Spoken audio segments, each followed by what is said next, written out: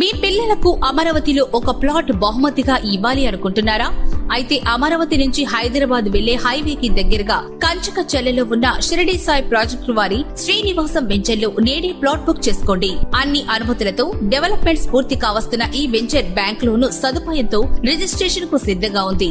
Location highlights: రాజధాని అమరావతికి Mulapadu cable bridge ద్వారా కేవలం 12 కిలోమీటర్లలో చేరుకునే అవకాశం. పర్యటనలో త్వరలో ఏర్పాటు కాబోతున్న రైల్వే లాజిస్టిక్ హబ్ మరియు రైల్వే స్టేషన్ కి 2 కిలోమీటర్లు మాత్రమే.